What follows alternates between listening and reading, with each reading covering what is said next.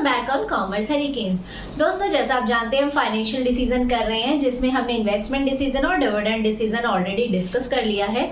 I hope आपने वो video जरूर देखी होंगी। इन केस आपसे मिस हुई है तो जरूर देखिएगा, लिंक आपको डिस्क्रिप्शन में दिया गया है। आज की वीडियो में हम पढ़ने वाले हैं कि फाइनेंशियल डिसीजंस क्या होते हैं और कौन से फैक्टर्स इनको अफेक्ट करते हैं। तो वीडियो को एंड तक जरूर देखिएगा और अगर वीडियो पसंद आए तो चैनल को सब्सक्राइब भी कर दीजिएगा, वीडियो को लाइक कीजिएगा, शेयर कीजिएगा अपने दोस्तों के साथ और कमेंट करके बताइएगा वीडियो आपको कैसी लगी। तो चलिए स्टार्ट करते हैं हम आज का topic, that is financing decision. नाम से ही पता चलता है ये एक ऐसा डिसीजन है जहां पर हम पैसे से रिलेटेड चीजें सोचते हैं। It refers to determination as how total fund required। यहाँ पर हम ये देखते हैं कि एक बिजनेसमैन को टोटल कितने पैसे की जरूरत है बिजनेस चलाने के लिए, ठीक है। And will be obtained from various source, long term sources. और जो पैसा उसको चाहिए वो पैसा वो कहाँ से इकट्ठा कर सकता है, और उसके पास डिफरेंट लॉन्ग टर्म सोर्सेज हैं। तो उन डिफरेंट सोर्सेज से वो कितना कितना पैसा इकट्ठा करे, कैसे इकट्ठा करे, यही डिसाइड करना फाइनेंशियल डिसीजन होता है। आई होप आप सभी को पता होगा कि लॉन्ग टर्म सोर्सेज हमारे पास कौन से हैं।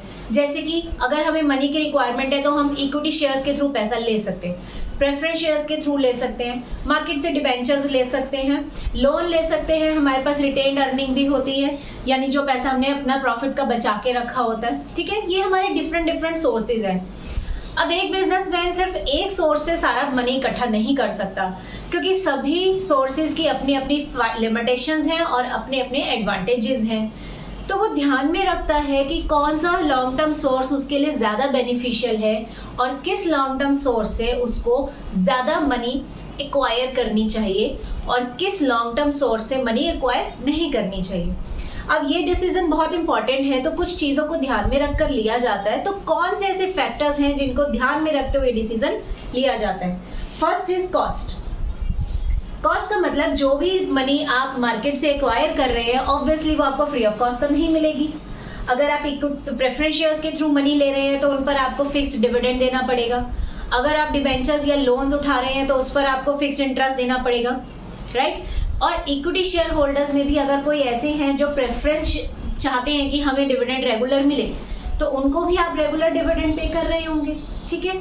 तो यानी कि हर सोर्स का अपना एक कॉस्ट है, हर सोर्स के पीछे हमें कुछ ना कुछ रिटर्न में देना पड़ता है। तो बिजनेसमैन को ये डिसाइड करना पड़ता है कि कौन सा सोर्स है जिस पर उसे बदले में जो मनी देनी है वो कम देनी पड़ेगी। अगर प्रेफरेंस शेयर पर रिटर्न ज़्यादा जा रहा है और डिबेंचर्स या लोन के ऊपर इंटरेस्ट कम जा रहा है तो ऑब्वियसली उसे डिबेंचर्स या लोन लेने चाहिए ना। जो चीज़ उसको कम कॉस्टली पड़ रही है उसको वहीं से पैसा इकट्ठा करना चाहिए, right. Next is risk. Risk का मतलब सभी को पता है, खतरा, है ना। जब हम बिजनेस कर रहे होते हैं तो हमारे साथ रिस्क तो चलता ही है। अब सबसे ज्यादा रिस्क हमें किस में होता है, डिबेंचर्स पर या लोन पर, क्योंकि इन पर फिक्स्ड इंटरेस्ट हमें देना पड़ता है। इन केस हम इंटरेस्ट नहीं दे पा रहे हैं तो डिबेंचर होल्डर या लोन देने वाला हमारे ऊपर केस कर सकता है ना, जिससे हमारी कंपनी की पोजीशन डिस्ट्रॉय हो सकती है। तो अगर एक बिजनेसमैन रिस्क उठाने के लिए रेडी है तब तो वो डिबेंचर या लोन ले सकता है, लेकिन अगर वो चाहता है कि वो रिस्की बिजनेस में हाथ ना डाले तो ऑब्वियसली वो इक्विटी शेयर्स के थ्रू पैसा इकट्ठा करेगा। Next is cash flow position.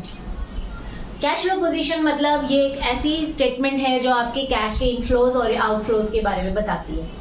Inflows का मतलब कि आपको बिजनेस में कितनी इनकम हो रही है और आउटफ्लोज का मतलब कि आपको एक्सपेंसेस कितने देने पड़ रहे हैं। तो ऑब्वियस सी बात है कि अगर आपके इनफ्लोज ज़्यादा है, यानी अगर आपके पास इनकम ज़्यादा है तो आपके पास ज़्यादा मनी होगी और आप फिक्स्ड इंटरेस्ट पे कर सकते हैं, फिक्स्ड डिविडेंड भी पे कर सकते हैं। तो ऐसी कंडीशन में आप डिबेंचर्स, प्रेफरेंस शेयर्स या लोन्स पिक करो। लेकिन अगर आपकी कैश फ्लो में ऑलरेडी एक्सपेंसेस बहुत सारे हैं तो सीधी सी बात है कि डिबेंचर या इंटरेस्ट उठाने में कोई फायदा नहीं है, क्योंकि उन पर भी फिक्स्ड इंटरेस्ट देना पड़ेगा, ठीक है ना। तो अगर हमारी कैश फ्लो पोजीशन अच्छी है तो हम डिबेंचर्स या लोन लें, अदरवाइज नहीं। अदरवाइज हम इक्विटी शेयर्स यूज कर सकते हैं। Next is flotation cost. Flotation cost का मतलब जब हम इक्विटी शेयर्स को अपने शेयर देने की बात करते हैं, उनको इनविटेशन देते हैं कि आइए हमारी कंपनी के शेयर्स परचेज कीजिए, तो वो ऐसे ही आपकी कंपनी के शेयर परचेज नहीं करते। आपको हैवी एडवर्टीजमेंट एक्सपेंसेस करने पड़ते हैं, उनको अट्रैक्ट करने के लिए बहुत सारी ट्रिक्स लगानी पड़ती हैं और ऑब्वियसली ये सारी चीज़ें एडवर्टीजमेंट या प्रमोशन फ्री में तो नहीं होगा, इनके ऊपर आपको एक्सपेंस करने पड़ेंगे। तो अगर आप हैवी फ्लोटेशन कॉस्ट उठाने की कंडीशन में हैं तब तो आप इक्विटी शेयर्स के थ्रू पैसा ले लो। अदरवाइज डिबेंचर्स या लोन ही उठाना बेनिफिशियल है, क्योंकि उस पर एक फिक्स इंटरेस्ट आप पे करोगे और उसके बाद वो सारा मनी आपका बिजनेस के प्रोजेक्ट में यूज किया जा सकता है, right. Next point is control consideration. जैसा कि आप सभी जानते हैं कि shareholders are the owner of company, उनको वोटिंग राइट होता है, डिसीजन मेकिंग में उनका इन्वॉल्वमेंट होता है। तो अगर एक बिजनेसमैन ज्यादा से ज्यादा मनी इक्विटी शेयर के थ्रू इकट्ठा करेगा तो ऑब्वियसली शेयर होल्डर्स का कंपनी पर कंट्रोल हो जाएगा। अगर बिजनेसमैन चाहता है कि कंट्रोल कंपनी का उसी के पास रहे, ना कि शेयर होल्डर के पास, तो ऐसी कंडीशन में उसे ज्यादा मनी जो है वो डिबेंचर्स या लोन्स के थ्रू लेनी चाहिए, शेयर होल्डर्स के थ्रू नहीं, ठीक है।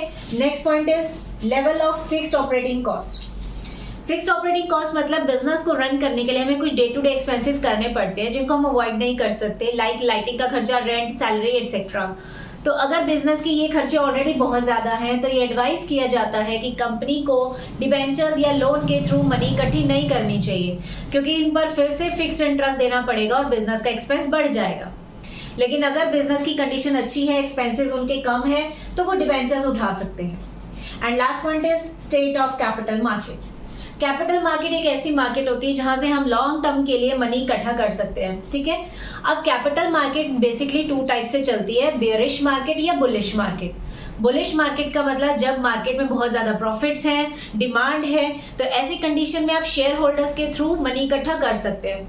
लेकिन अगर बेयरिश मार्केट चल रही है, यानी कि वहां पर ऑलरेडी लो प्रॉफिट्स हैं, लो डिमांड है, तो ऐसी कंडीशन में कोई भी आपको इक्विटी शेयर्स के थ्रू मनी नहीं देगा। तो ये एडवाइस किया जाता है कि बेयरिश मार्केट में आप डिबेंचर्स या लोन्स के थ्रू मनी इकट्ठा करिए, और बुलिश मार्केट में इक्विटी शेयर या प्रेफरेंस शेयर्स के थ्रू मनी इकट्ठी की जा सकती है। तो आई होप आपको टॉपिक क्लियर हो गया है। अगर वीडियो पसंद आई तो चैनल को सब्सक्राइब जरूर कीजिएगा। Till then bye bye, have a good day.